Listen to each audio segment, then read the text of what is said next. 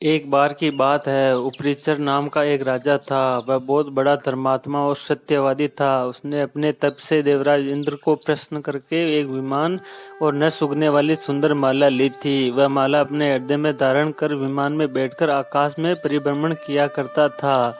उसे आखेट का बड़ा शौक था। वह प्राय वनों में आखेट के लिए जाया करता था। उसकी रानी का नाम गिरिका था। वह बहुत सुंदर और पवित्र हृदय वाली थी। वह अपने पति को बहुत ही प्रेम करती थी।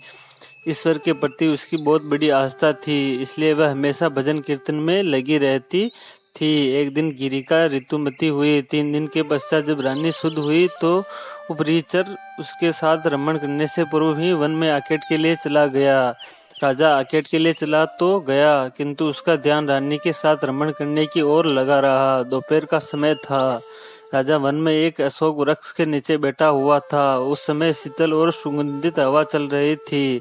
मृदुल स्वर में पक्षी गाना गा रहे थे।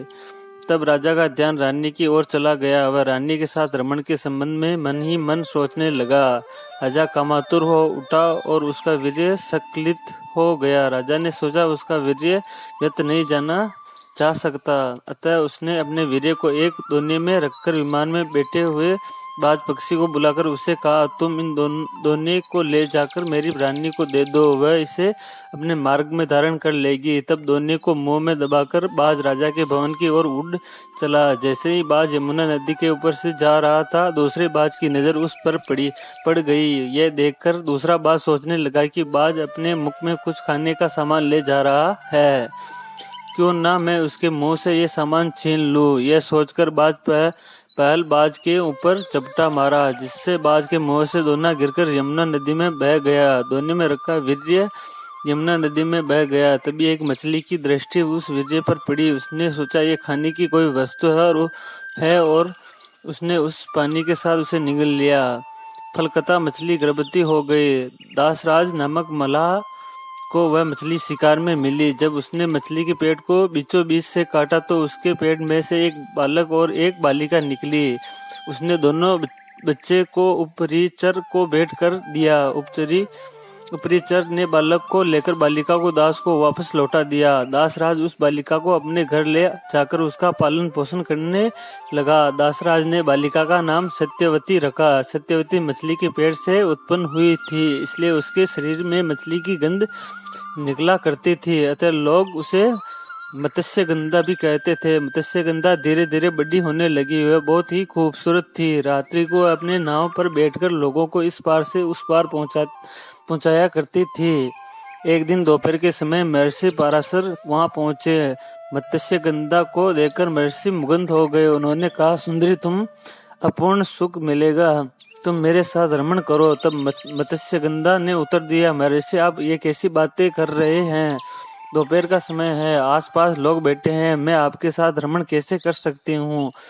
पराशर जी ने योग शक्ति से चारों ओर कोहरा कर दिया। तब पराशर बोले, अब हमें कोई नहीं देख सकता, तुम निश्चित होकर मेरे साथ मेरे प्रस्ताव को स्वीकार कर लो। मत्स्यगंधा पुनः बोल उठी, महर्षि, मैं कुंवारी हूँ, पिता की आज्ञा के अधीन हूँ। आपके साथ रमण करने से मेरा कौमार्य नष्ट हो जाएगा, मैं समाज में लंचित बन जाऊंगी।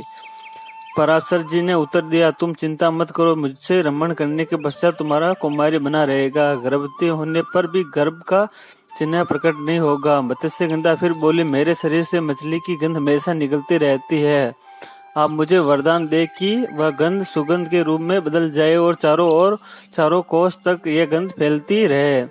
पराशर ने तथास्तु कहा। तब मत्स्यगंधा के शरीर से कस्तूरी की गंध निकलने लगी। यह सुगंध चारों कोस को सुगंधित कर रही थी, अतः अब वह योजनगंधा भी कहे जाने लगी। पराशर जी ने मत्स्यगंधा के साथ रमण किया था, जिसके फलस्वरूप मत्स्यगंधा गर्भवती हुई। यमुना के द्वीप में एक बालक ने उनके गर्भ से जन्म लिया। वह बालक जन्म लेते ही बड़ा हो गया। वह तप करने के लिए वन में चला गया। वहीं बालक जगत में वेदव्यास जी के नाम से प्रसिद्ध हुआ। वेदव्यास जी का पूरा नाम कृष्ण द्वैपायन था। उनका जन्म द्वीपों के बीच हुआ था, इसलिए वह द्वैपायन कहे जाते थे। वेदों के पंडित होने से उन्हें वेदव्यास कहा जाता था और ये वो ही ऋषि थे जिन्होंने महाभारत की रचना की थी। वेदव्यास जी हमेशा अमर हैं, वह आज भी धरती पर मौजूद। हैं और किसी किसी को दर्शन देकर कृतार्थ करते हैं। तो ये थी वेद व्यास जी की जन्म की कहानी।